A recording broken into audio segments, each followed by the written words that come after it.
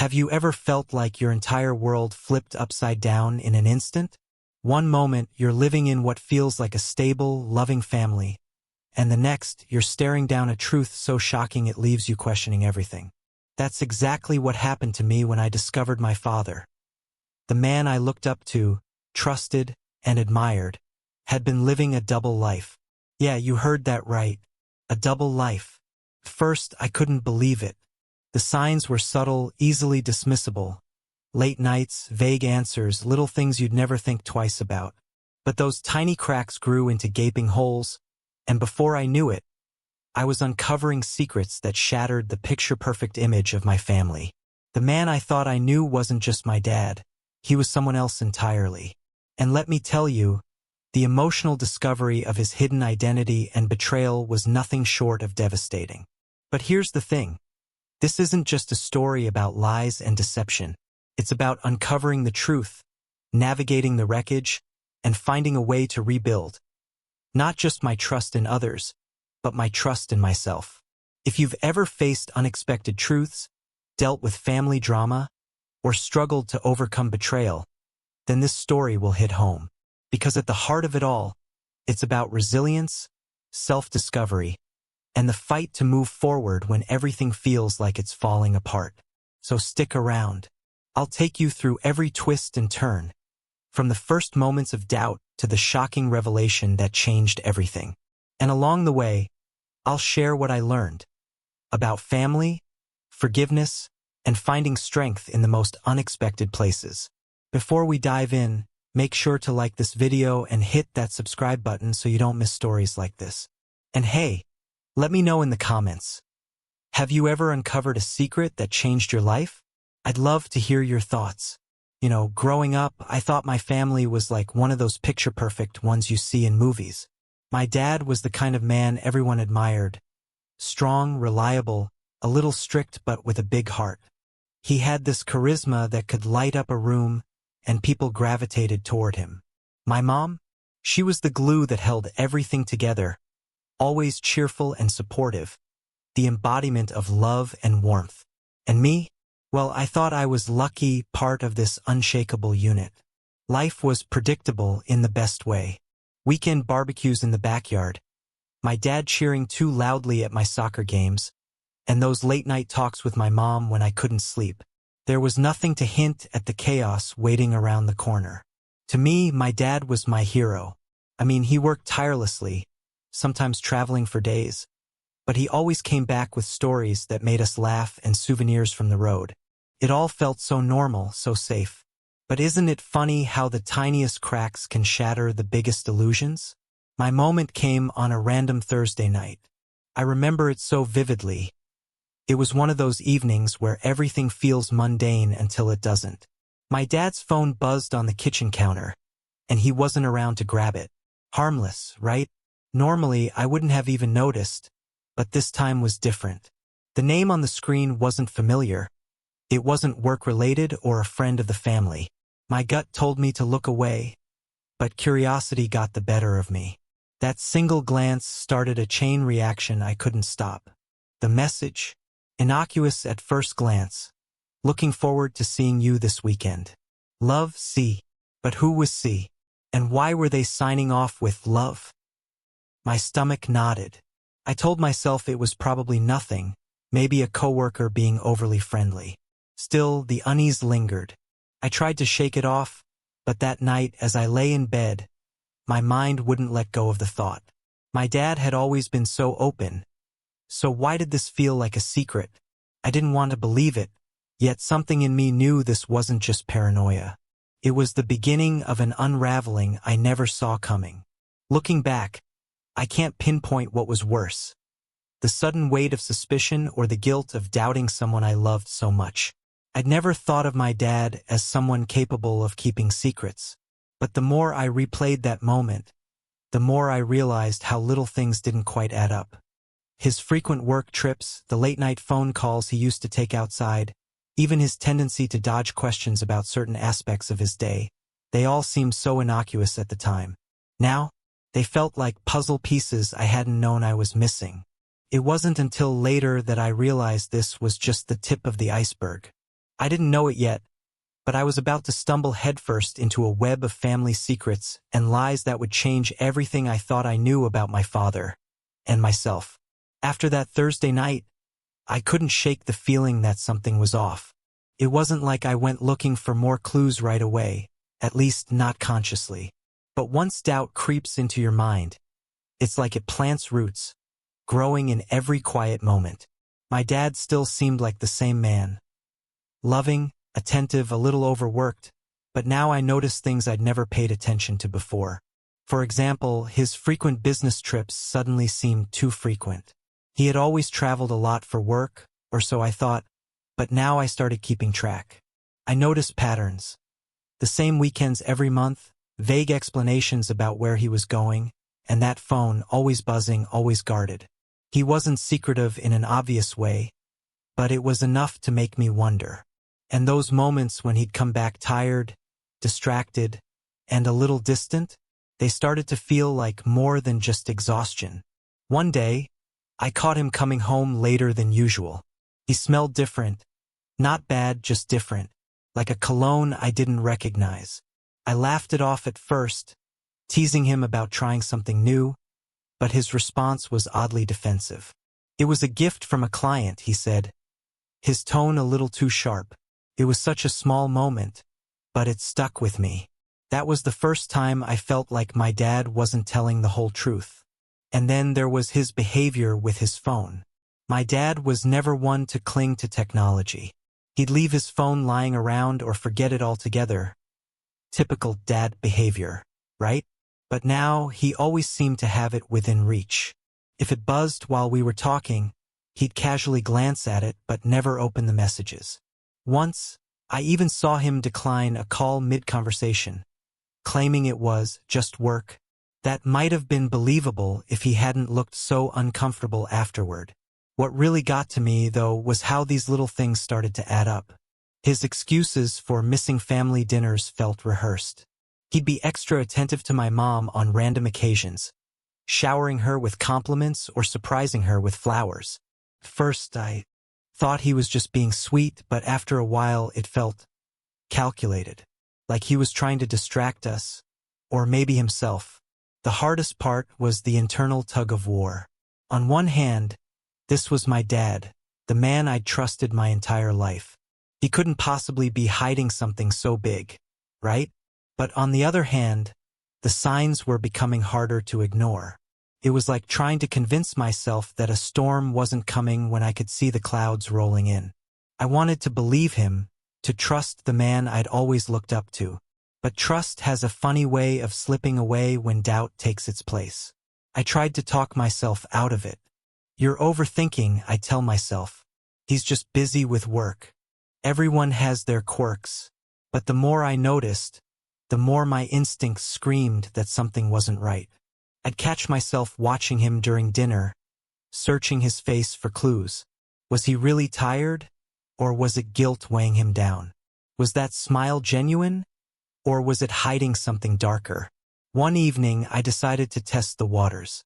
Casually, I asked him about his next trip, probing a little more than usual. Where exactly is the conference? I asked, keeping my tone light. He hesitated, just for a second, but it was enough to make my heart race. Chicago, he said, his eyes not quite meeting mine. It wasn't the answer itself that bothered me, it was the way he said it. Like he was trying to convince me it was true. That night I couldn't sleep. I lay awake, replaying every moment, every conversation, every tiny inconsistency. Felt like I was piecing together a puzzle, but half the pieces were missing. I didn't want to jump to conclusions, but I also couldn't ignore the feeling that my dad wasn't the man I thought he was. And that realization was terrifying. The worst part? I couldn't talk to anyone about it. Not my mom, not my friends, no one. How do you bring up something like this without sounding paranoid? Hey, I think my dad might be hiding a second life. Yeah, that would go over well. So, I kept it to myself, bottling up the confusion, the guilt, the growing suspicion. I felt like I was carrying a secret too big for me, and it was crushing. But secrets have a way of revealing themselves. don't they? I didn't know it yet, but I was about to stumble across something that would confirm my worst fears and send me down a path I couldn't turn back from. After weeks of swirling suspicion, I couldn't keep brushing things off. The small, nagging doubts had grown into a storm of unanswered questions, and I realized I needed to do something. I couldn't keep living in this limbo, pretending everything was fine while my mind raced with possibilities. If my dad was living a double life, I had to know. The truth felt terrifying, but the not knowing, that was unbearable. It started innocently enough. At least that's how I justified it to myself. One evening, when my dad left his phone on the counter to take a shower, I saw my chance. My heart pounded so hard I could barely hear my own thoughts. I wasn't proud of it, but my curiosity got the better of me. I picked up the phone and hesitated, my finger hovering over the screen. What was I even looking for? A smoking gun? A random clue? Part of me hoped I'd find nothing, that I'd feel silly for doubting him. But deep down, I knew better. Unlocking his phone was easier than I'd expected. He'd never bothered to set a complicated passcode. It was the same one he used for the garage door. Once inside, I went straight to his messages. Most were harmless. Work updates, a few exchanges with my mom, and even a funny meme from his buddy. But then I saw it. A thread marked with just the letter C. My stomach dropped. That name again. I clicked the thread, and there it was. A string of messages that could no longer be brushed off as innocent. Missed you today, one read. Another said, can't wait for the weekend. My hands started to shake, but I kept scrolling. The messages weren't explicit, but they were intimate, too intimate for someone who wasn't my mom. And then came the kicker. A picture of a woman I didn't recognize, smiling in what looked like a cozy living room. My dad had responded with a heart emoji. I put the phone down like it had burned me. My mind raced, trying to make sense of what I'd just seen. Who was this woman? Was she a friend? A coworker? Or something more? The worst-case scenario felt like a slap in the face, but I couldn't jump to conclusions, not yet. I needed more. That night, I barely slept. My thoughts were a tangled mess of anger, confusion, and a desperate need for answers. I decided that snooping on his phone wasn't enough. I had to dig deeper. The next day, while my dad was at work, I went to his study. It felt wrong, invading his space like that, but I couldn't stop myself. I searched through drawers, his desk, even his briefcase. That's when I found it. A receipt for a hotel in a city he hadn't mentioned traveling to. The date matched one of his business trips. My heart sank. This wasn't a misunderstanding. It was proof. But the receipt wasn't the only thing I found.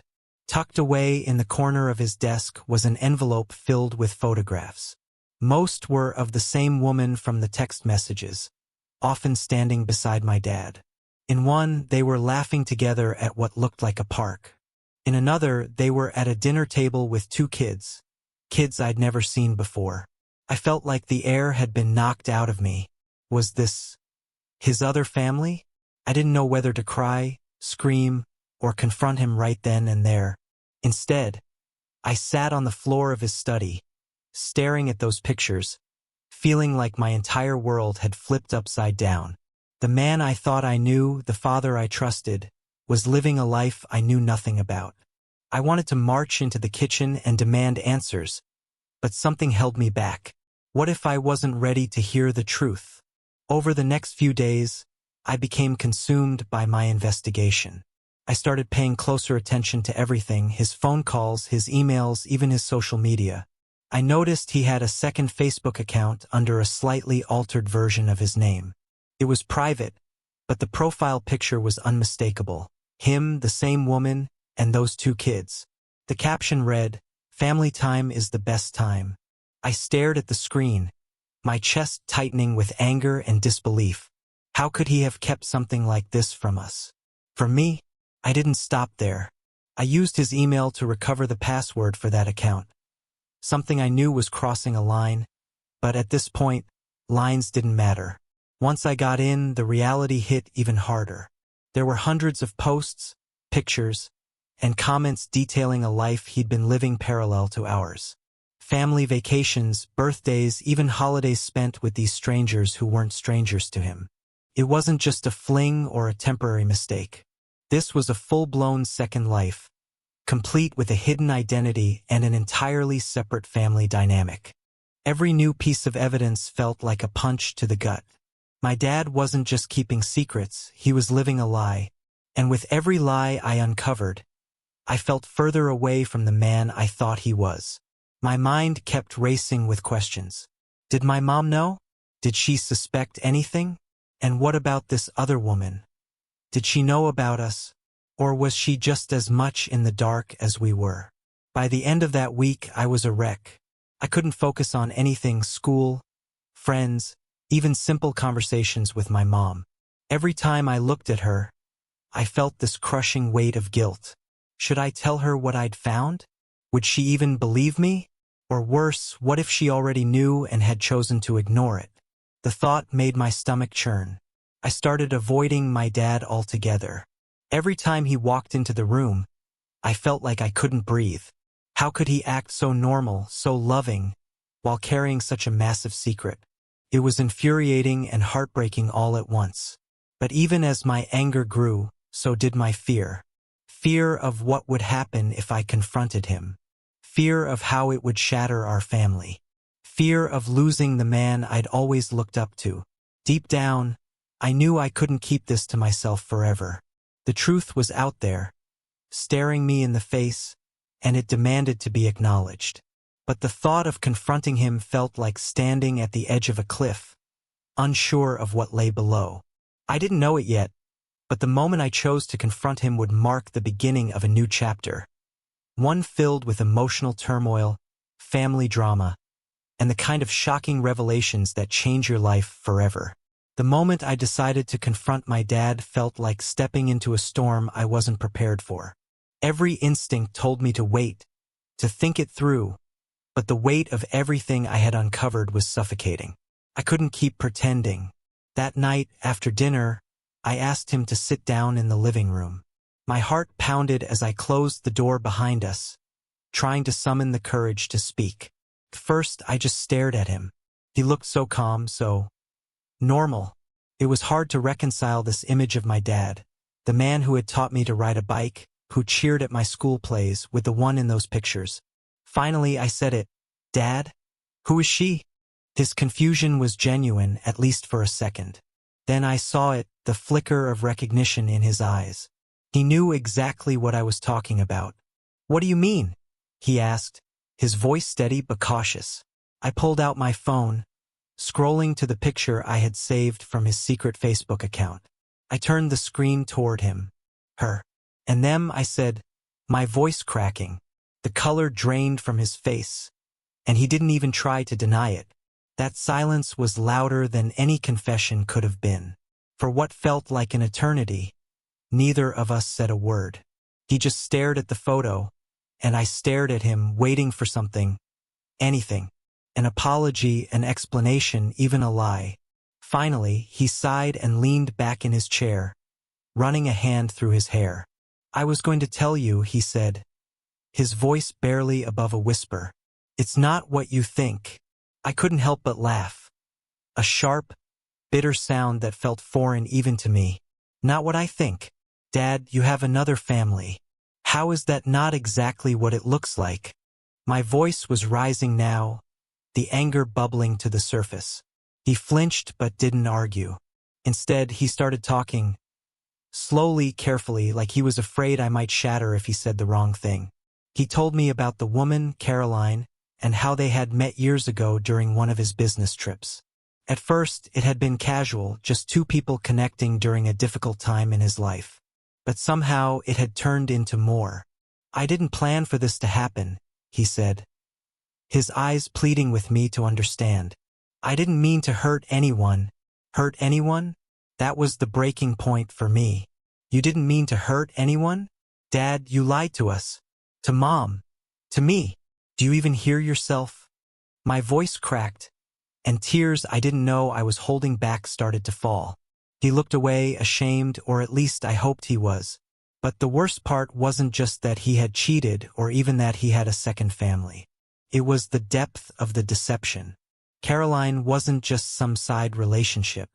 She and her children were part of a whole other life he had built. Holidays spent with them, milestones celebrated, memories created. All while he pretended to be the perfect husband and father back home. He tried to justify it, saying that he loved both families in different ways. "You're my daughter," he said, his voice breaking. "That's never changed. I never wanted this to affect you, but how could it not? Everything I thought I knew about him, about our family, had been a lie. The man I had idolized was a stranger, someone capable of betrayal on a level I couldn't comprehend." I asked him if Mom knew. His hesitation told me everything I needed to know. "She doesn't," he admitted, his voice barely audible. I didn't want to put her through this. That made me angrier than anything else. He had chosen to protect his secret over protecting her, over protecting us. The emotions were overwhelming. Anger, sadness, betrayal, confusion. But underneath it all, there was a deep, aching sense of loss. It felt like I had lost not just my dad but the family I had always believed in. I couldn't even look at him. "I can't do this," I said, standing up. "I need time to process all of this." He didn't stop me as I left the room. I went to my room and collapsed on my bed, sobbing into my pillow. The weight of the revelation crushed me, leaving me gasping for air. I felt like a piece of me had been ripped away, leaving a hollow, aching void. The trust one had in him, in our family, was shattered. And as much as I hated to admit it, I didn't know if it could ever be repaired. But as I lay there, staring at the ceiling, I realized this wasn't just about me. This was bigger than my anger, my pain. My mom deserved to know the truth, even if it destroyed her. And Caroline? What about her? Did she know about us? Or was she just as in the dark as we had been? I didn't have all the answers, but one thing was clear. This wasn't over. The confrontation had opened a door I couldn't close, and the fallout was just beginning. Confronting my dad that first night was only the beginning. It wasn't like the weight of everything I had discovered magically disappeared after our initial conversation. If anything, it grew heavier. I realized that the confrontation wasn't a one-time event. It was going to be an ongoing battle of unpacking truths, addressing emotions, and dealing with the fallout. And to be honest, I wasn't ready for how complicated it would get. The morning after our initial confrontation, I avoided him completely. I couldn't look at him without feeling a wave of anger and hurt. But life didn't stop, and neither did the questions in my head. By the third day, I knew I needed more answers, real answers, not the half-hearted justifications he had given me the first time. I waited until we were both home alone, then asked him to sit down again. I could tell he wasn't eager to continue the conversation, but there was no way I was letting it go. "Dad, I need to understand," I started, my voice shaky but firm. "How long has this been going on? And why?" He sighed, rubbing his temples like he was trying to find the right words. "It's been years," he finally admitted. "Years." The word hit me like a punch to the gut. This wasn't some fleeting mistake. It was a calculated, prolonged betrayal. "Why?" I repeated, my voice breaking. "Why would you do this to us? To Mom?" He hesitated, then said, "I didn't set out to hurt anyone. When I met Caroline, I was struggling. Your mom and I were going through a rough patch, and I felt disconnected. Caroline, made me feel seen, understood." His words felt like daggers.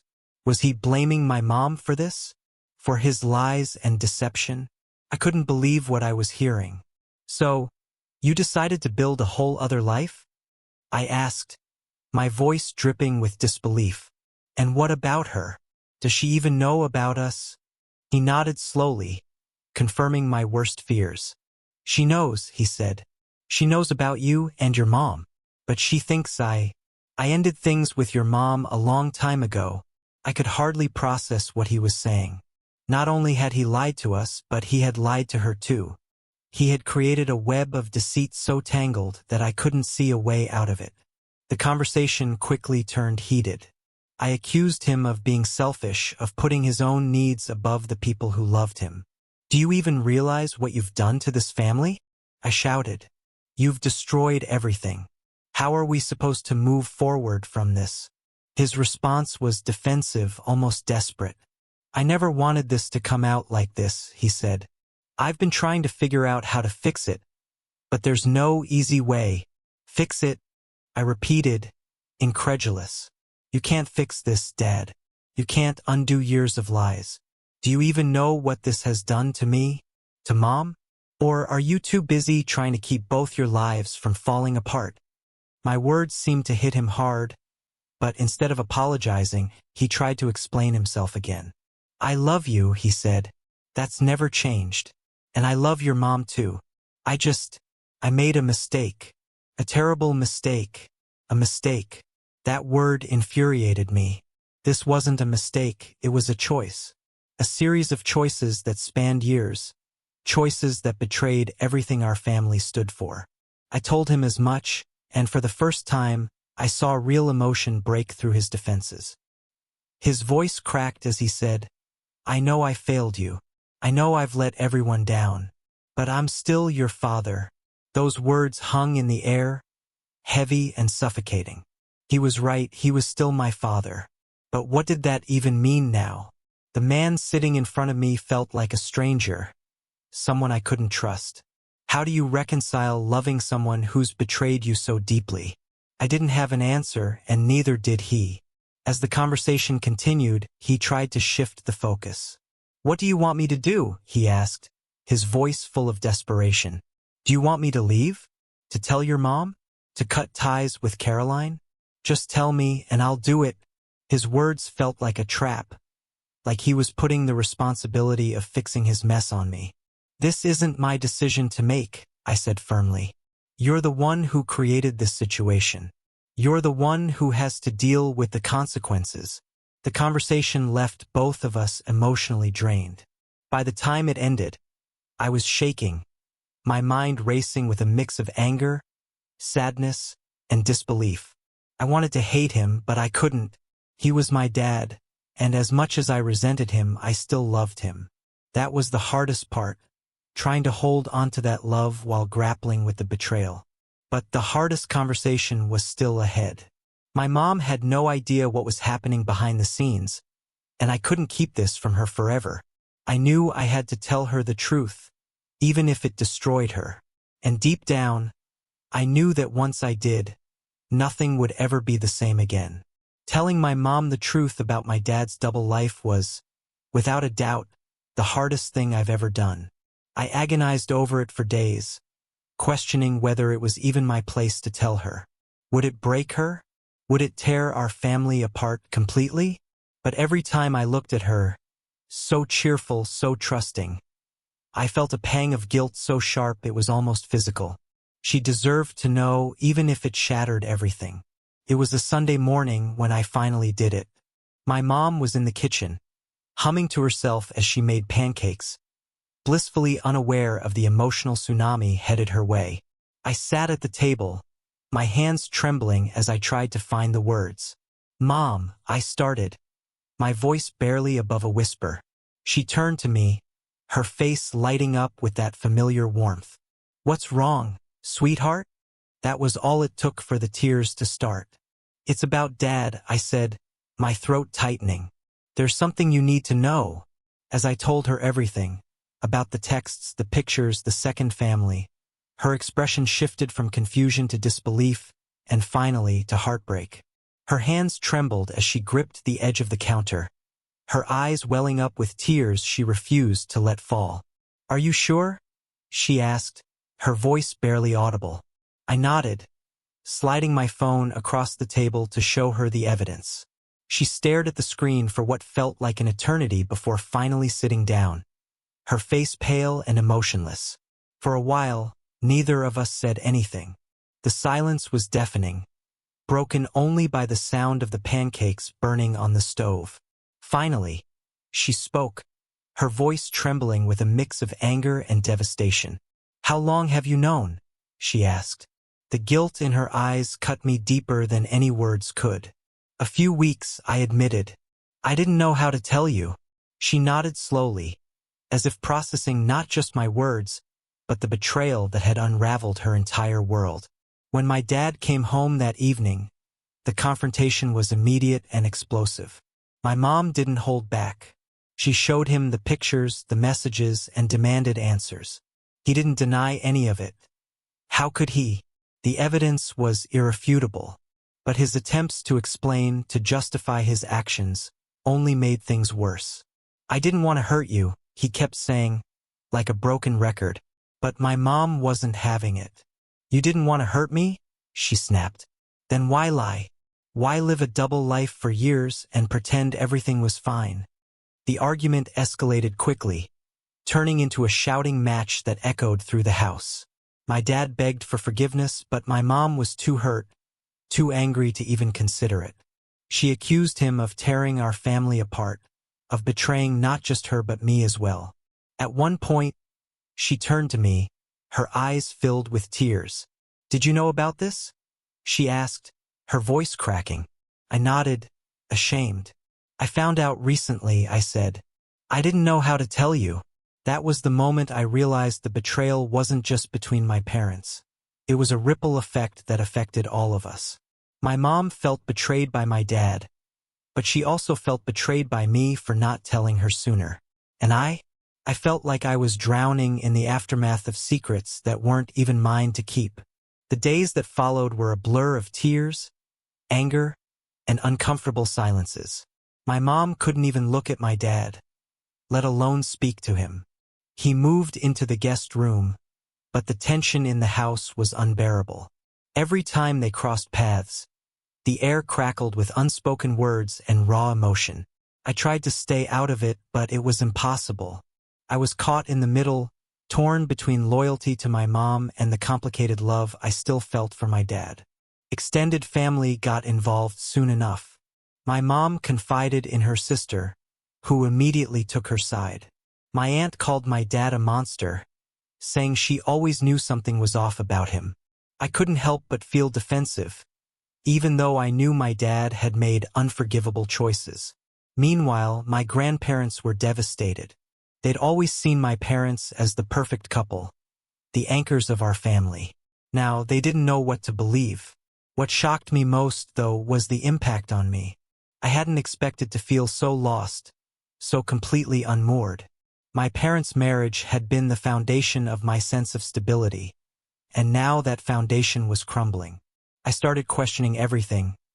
My relationships, my trust in people, even my own judgment. If I couldn't see this coming, what else was I blind to? School became an escape, but even that wasn't enough. Friends started asking questions when they noticed how withdrawn I'd become. I couldn't tell them the truth, not because I didn't trust them, but because saying it out loud made it feel too real. Instead, I gave vague excuses about family issues and hoped they wouldn't press further. My mom, meanwhile, struggled to hold herself together. She threw herself into work, spending long hours at the office to avoid being at home. When she was around, she alternated between crying in her room and angrily cleaning the house, as if scrubbing surfaces could erase the betrayal. My dad tried to reach out, leaving notes and sending texts, but she ignored him completely. One night, I found her sitting at the kitchen table, staring at an old photo album. "We were happy once," she said, her voice hollow. "Weren't we?" I didn't know how to answer. I wanted to tell her that we were still a family, that we could get through this, but the words felt hollow. How do you rebuild something that's been so thoroughly destroyed? Despite everything, part of me still wanted to believe we could fix this. But as the days turned into weeks, the cracks in our family only seemed to deepen. My mom started talking about separation, and my dad, for the first time, seemed to realize the gravity of what he had done. "I don't want to lose this family," he said to me one night. "I know I've made mistakes, but I'll do whatever it takes to make things right." I wanted to believe him, I really did, but I couldn't ignore the damage that had already been done. And yet, even as everything seemed to be falling apart, there was a strange sense of clarity. The truth, as painful as it was, had finally come out. We couldn't undo the past, but maybe, just maybe, we could find a way to move forward. How? I didn't know yet, but I was beginning to realize that healing wouldn't come from pretending the betrayal never happened. It would come from facing it head-on, no matter how messy or painful that process might be. When the dust began to settle, though settle feels like the wrong word, it became clear that the hardest part wasn't over. The discovery of my dad's double life had thrown my entire world into chaos. But the aftermath was a different kind of pain. It was quieter, more persistent, like a dull ache that never went away. Every day brought new reminders of what had been lost, and every day I struggled to make sense of how to move forward. At first, I tried to push the feelings aside. I told myself I was fine, that I didn't need to dwell on it. But ignoring the pain didn't make it go away. It just made it louder when it finally demanded to be heard. I started having trouble sleeping, lying awake at night replaying every conversation, every revelation, over and over in my mind. The emotional turmoil felt endless. One moment I was angry, the next I was heartbroken, and sometimes I was both at once. One day, in the middle of math class, it hit me like a freight train. I realized I couldn't remember the last time I felt like myself. The person I used to be, the optimistic, carefree version of me, felt like a stranger. I couldn't concentrate on anything. My thoughts were always somewhere else, tangled up in questions that had no easy answers. Why had my dad done this? Could I ever trust him again? Could I ever trust anyone again? I didn't want to talk to anyone about it at first. The idea of opening up felt impossible, like admitting how broken I was would make it even more real. But one evening, as I sat in my room staring blankly at the ceiling, my best friend called. She didn't even know what was going on, just that I hadn't been myself lately. "Hey," she said, her voice soft. "You don't have to tell me, but I'm here if you need to talk." That simple offer broke something open in me. I started crying, big, ugly sobs that left me gasping for air. And before I knew it, I was spilling everything. The words came out in a rush. The discovery, the confrontation, the fallout. She listened without interrupting, and when I was done, she said something I'll never forget. "You're allowed to feel this way. You're allowed to be angry and hurt, but you don't have to carry it alone." That conversation was a turning point. It made me realize that I couldn't keep bottling everything up, pretending I was okay when I wasn't. I needed help, and I needed to start letting people in. That's when I decided to try therapy. At first, I was hesitant. It felt strange to talk about such personal things with a stranger. But my mom encouraged me. She had started going to therapy herself, and she said it was helping her process everything. In those early sessions, I didn't even know where to begin. How do you explain the kind of betrayal that shakes the foundation of your life? But my therapist was patient. She helped me unpack the layers of pain, anger, and confusion, one step at a time. She didn't offer easy answers, there weren't any, but she gave me tools to cope. Breathing exercises for the anxiety, journaling to make sense of my thoughts, and, perhaps most importantly, permission to grieve the loss of the family I thought I had. Journaling became my lifeline. Every night, I poured my heart onto the pages, letting the words flow without judgment. Sometimes it was raw anger. How could he do this to us?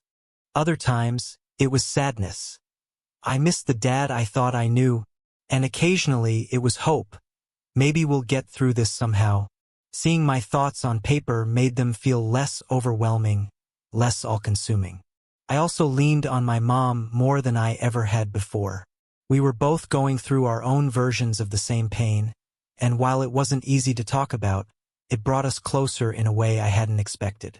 One night, as we sat together on the couch, she said, "We're going to be okay. It doesn't feel like it now, but we will." Her words didn't erase the hurt, but they gave me something to hold on to, a sliver of light in the darkness. There were days when it felt impossible to move forward. Seeing my dad around the house was a constant reminder of everything that had happened. He tried to make amends, to rebuild the trust he had shattered, but I wasn't ready to let him in. Every gesture, an offer to help with homework, a plate of my favorite cookies, felt hollow, like he was trying to buy back my forgiveness. I wanted to forgive him, but I didn't know how. Slowly, though, I started to realize that healing wasn't about forgetting what had happened. It was about finding a way to live with it, to carry the pain without letting it define me. I started focusing on things that brought me joy, small things, like taking walks, reading my favorite books, and spending time with friends. Those moments reminded me that life could still be beautiful, even in the midst of heartache. Music became another source of comfort. I made playlists that matched my moods, songs that let me cry when I needed to, and others that lifted me up when I felt ready to move forward. It was a way to process my emotions without having to put them into words, a reminder that I wasn't alone in what I was feeling. Through it all, I kept coming back to one question. What did I want my life to look like moving forward? I couldn't change what had happened, but I could choose how I responded to it. Did I want to stay stuck in anger and sadness, or did I want to find a way to heal? It wasn't an easy decision, and it wasn't one I could make overnight. But little by little, I started choosing hope. That choice didn't mean I was ready to forgive my dad or forget the pain he had caused. But it did mean I was ready to start building a new version of my life, one that wasn't defined by his betrayal. It was a slow process, full of setbacks and second guesses, but it was a process I knew I had to go through. Because as hard as it was, I was beginning to see that healing wasn't just possible, it was necessary. Rebuilding trust after something so shattering felt like standing at the base of a mountain, unsure if I had the strength to climb it. Even the idea of forgiveness seemed impossible at first, like a distant concept that didn't apply to my life. How do you forgive someone who has betrayed you so deeply, especially when that person is your father, the man who's supposed to be your anchor, your protector? The first step, I realized, wasn't about him at all. It was about me. My therapist said something during one of our sessions that stuck with me. Forgiveness doesn't mean forgetting, and it doesn't mean excusing. It means releasing yourself from the burden of anger. That hit me hard because I was carrying so much anger, and it was exhausting. Every time I looked at my dad, I felt that tight knot of betrayal and disappointment in my chest. It wasn't just affecting our relationship, it was affecting me. First, I avoided him. It was easier that way. I'd come home from school and go straight to my room, finding any excuse to avoid being in the same space. But avoidance didn't make the feelings go away. If anything, it made them fester. One evening, after weeks of silence between us, my dad knocked on my door. "Can we talk?" he asked, his voice hesitant. I didn't want to say yes, but something in his tone made me agree. We sat in my room, the silence between us so heavy it felt like a physical presence.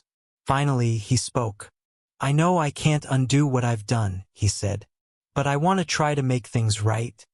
If you'll let me." His words were sincere, but sincerity wasn't enough. "How?" I asked, my voice sharp. "How do you expect to make this right? You lied to us. For years." He nodded, his shoulders slumping under the weight of my words. "I don't have all the answers," he admitted, "but I'm willing to do whatever it takes. I'll go to therapy. I'll be completely transparent. I'll answer any questions you have, even the hard ones. I don't want to lose you." That was the first time I saw how deeply my actions, the avoidance, the silence, had hurt him. It didn't excuse what he had done, but it reminded me that he was human, flawed and broken, just like the rest of us. Still, knowing that didn't mean I was ready to forgive him. Forgiveness, I realized, wasn't something I could rush. It had to come in its own time and only if I truly felt it. We started small. He began sharing more about his day-to-day life, where he was going, who he was meeting, and why. At first, it felt like overcompensation, but I understood his intention. He was trying to rebuild trust one brick at a time. He also started going to therapy both individually and with my mom. Seeing him take those steps made me start to believe that maybe he was serious about changing. But trust isn't something you can rebuild overnight. It's fragile, and once it's broken, every interaction feels like a test. There were moments when I'd catch him looking at his phone and my stomach would twist, the old doubts rushing back. Is he lying again? I think. But then he'd show me his screen, unprompted, as if he knew what I was thinking. Little by little, those small gestures started to chip away at the wall I'd built around myself. One evening, he surprised me by bringing home a journal. I thought it might help, he said, handing it to me. Writing things down has been helping me process everything, and I thought maybe it could do the same for you. At first, I didn't want to accept it. It felt too personal, too vulnerable. But later that night, as I flipped through the blank pages, I realized he was trying to connect with me in a way that felt genuine. I started writing again, and this time, it wasn't just about processing my own pain. It was about exploring the possibility of moving forward. My mom's journey with forgiveness was more complicated. She was angrier than I'd ever seen her, and rightfully so. But even she began to soften, slowly. Therapy helped her articulate her feelings, and while she wasn't ready to forgive my dad completely, she was willing to let him prove himself. They started having honest, raw conversations about their marriage, about his betrayal, about whether they even had a future together. Watching them navigate that was both painful and inspiring. It made me realize that forgiveness isn't just about the person who hurt you. It's about finding peace within yourself. There was one moment that stands out to me more than any other. My dad and I were sitting on the porch one evening, watching the sun set. After a long silence, he turned to me and said, "I know I don't deserve your trust right now, but I'm going to keep showing up every day until I earn it back." His voice cracked on the last word, and for the first time I believed him. Not because his words were perfect, but because his actions had started to align with them. Forgiving him didn't happen all at once. It was a process, a long, messy, non-linear process. Some days I felt like I was making progress. Other days I felt like I was back at square one. But I started to realize that forgiveness wasn't about erasing the past. It was about learning to live with it, about finding a way to hold both the pain and the love in the same space. And that's the thing about trust. It's not just something you give. It's something you build together. My dad and I are still building, brick by brick, day by day. It's not perfect, and it never will be.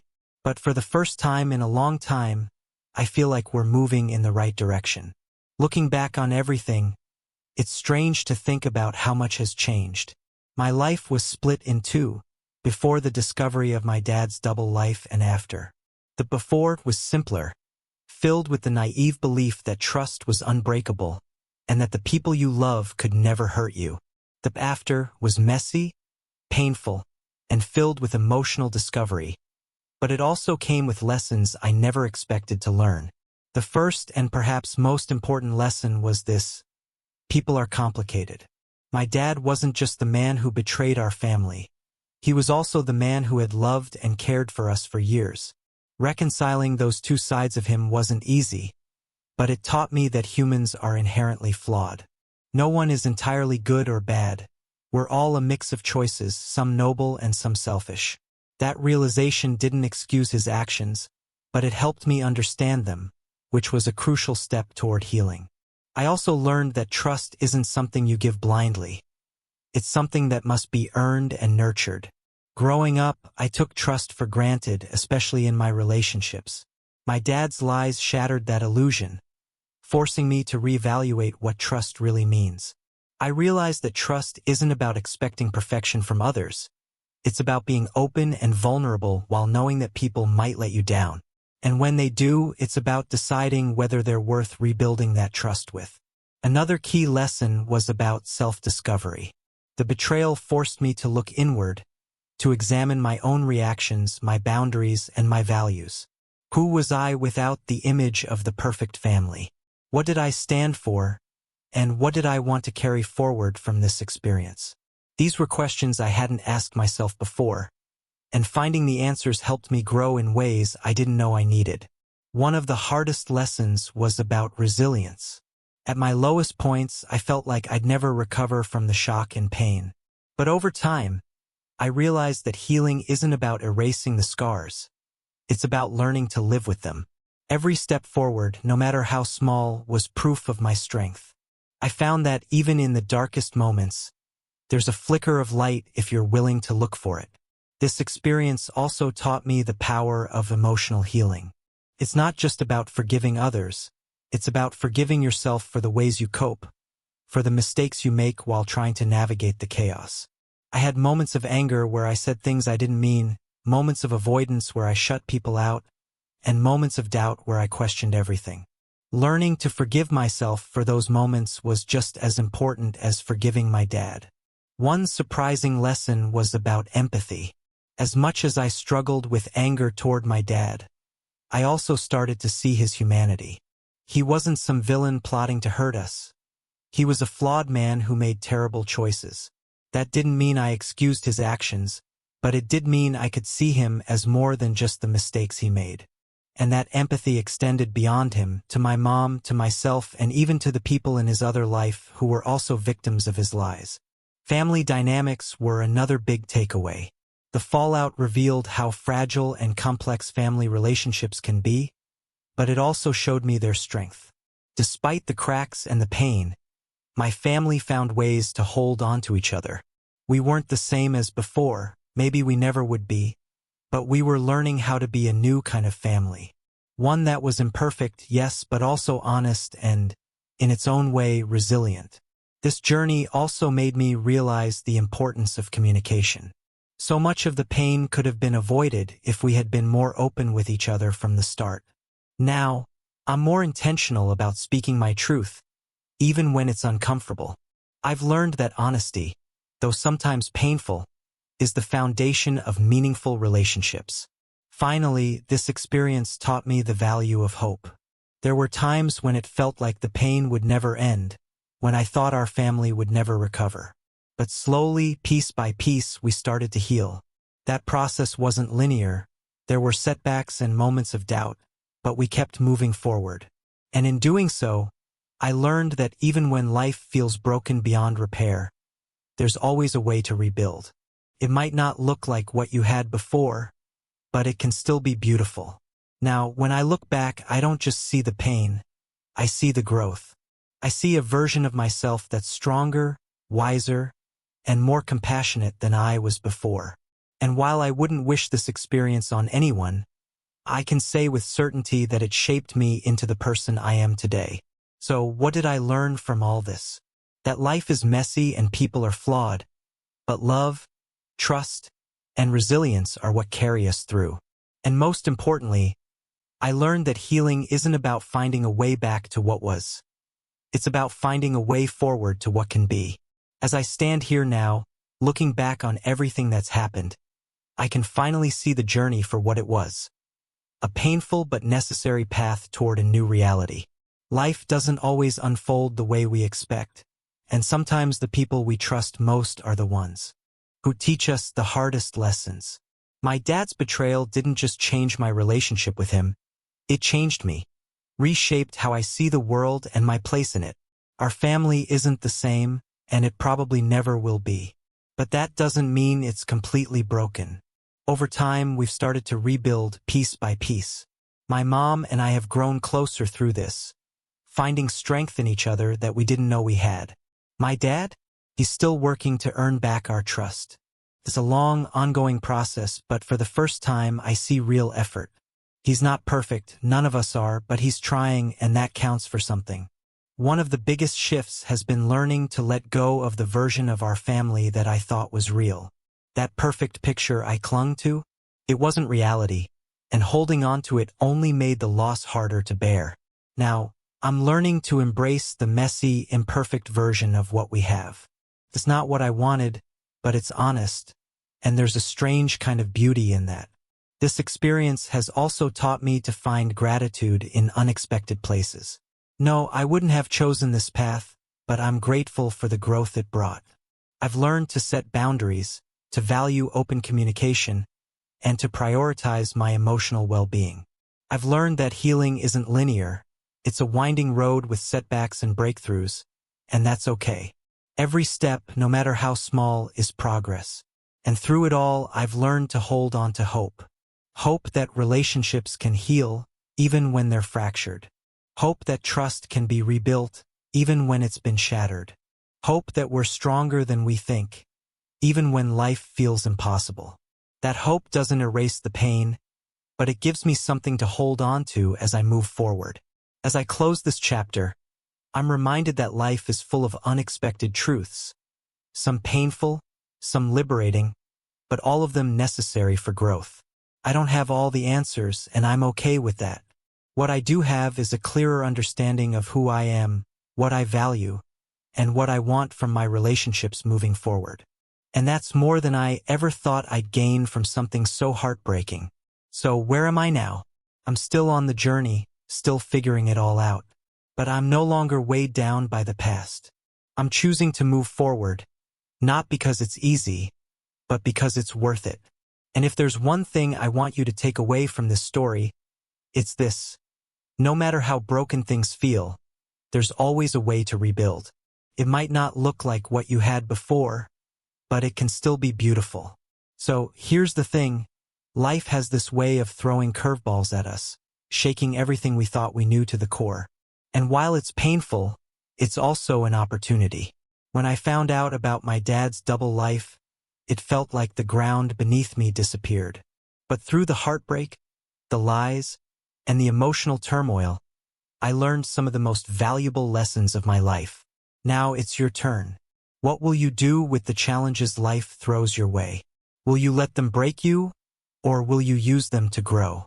Remember, healing doesn't mean forgetting.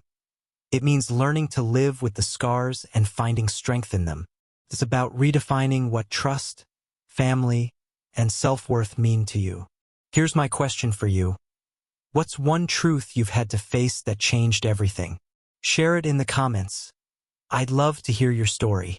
And if this video resonated with you, hit that like button and subscribe to my channel for more stories that dive deep into the struggles and triumphs of real life. Don't forget to turn on notifications so you don't miss a thing. Together, we'll keep exploring, healing, and growing. See you in the next one.